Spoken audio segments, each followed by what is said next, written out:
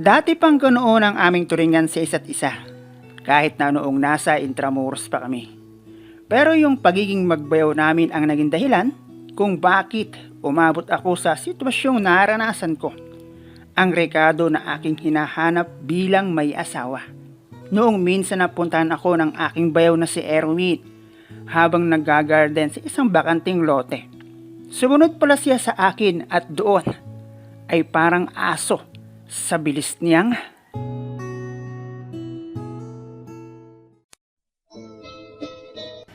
Hello guys and welcome dito sa Kasgul TV. At syempre kung ikaw ay bago dito sa aking channel at trip mo ang ganitong klase ng kwento, palike and subscribe naman dyan.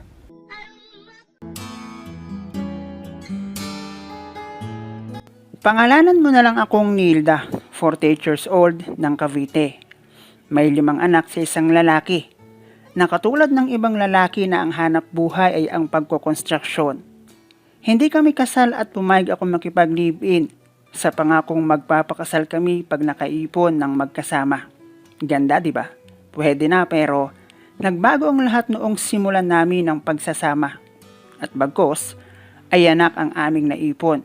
Ang dahilan kung bakit nawalan kami ng kakayanan para magpakasal. Nauna ang gastos.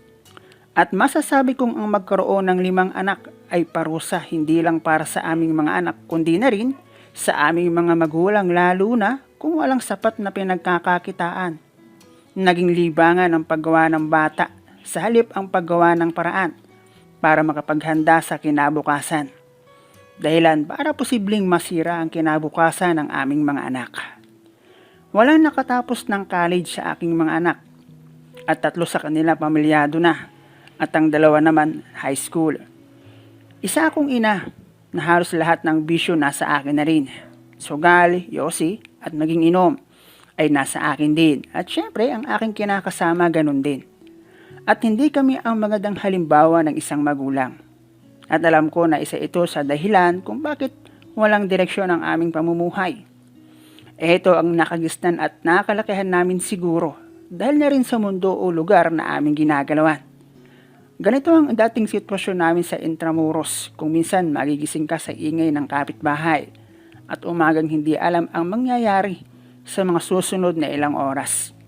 Hanggang ma-demolish kami sa aming lugar at mapalipat isang lugar sa Cavite. Buong akala ko sa aming paglipat merong magbabago. Meron ang lugar pero ang pamumuhay halos walang pinagbago. Pero di hamak na mas okay naman kung ikukumpara sa aming pinanggalingan. Pero naging problema ng aking kinakasama ay ang pagkukuna ng pagkakakitaan.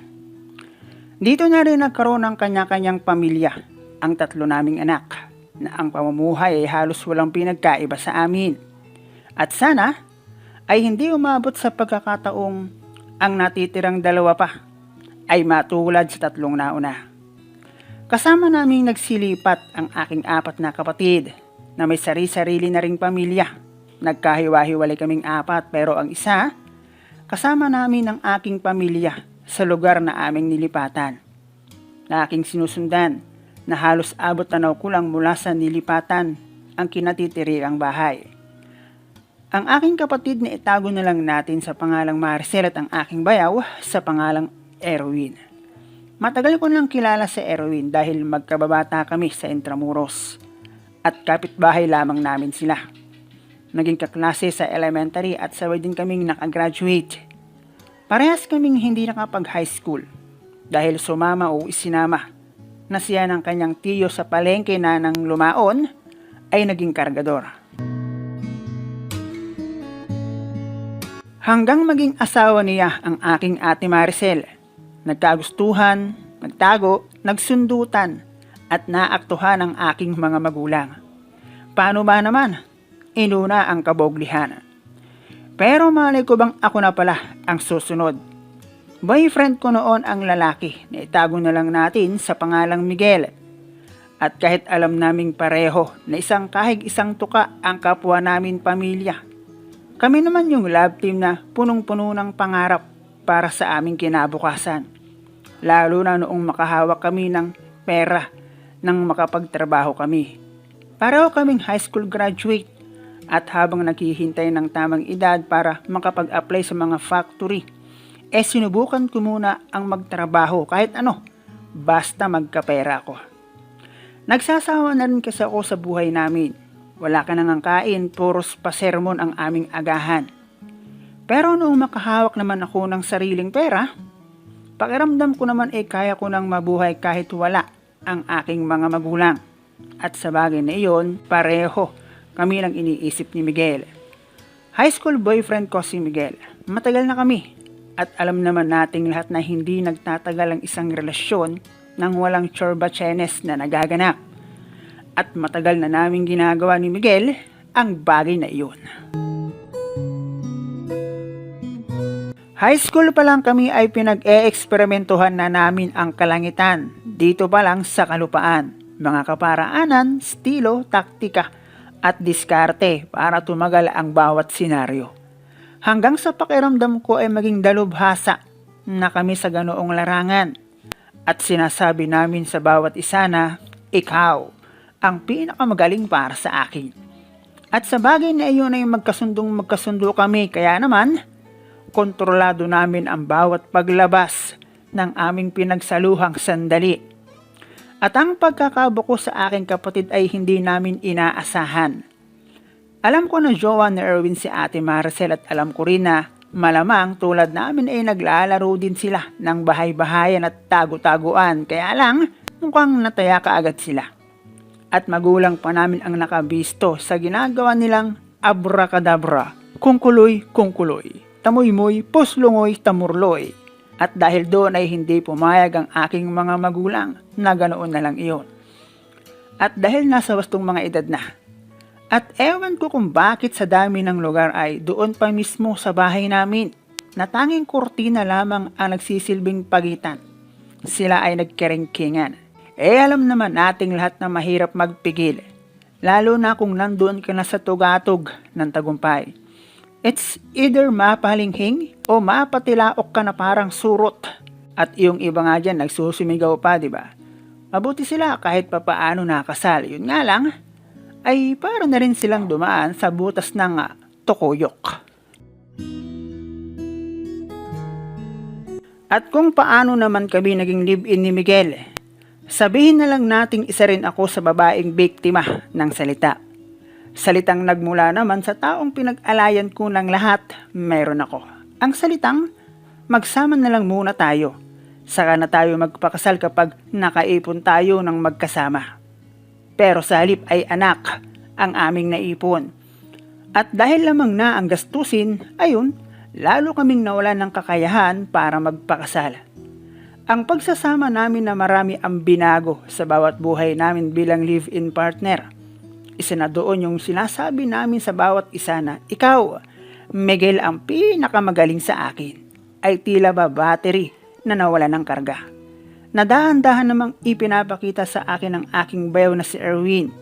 Hindi ko masasabing nasa level pa kami ng pagiging magbayaw namin ni Erwin pero yung pagiging magbayaw namin ang nagdala sa akin sa sitwasyong matagal-tagal ko na ring hinahanap mula kay Miguel.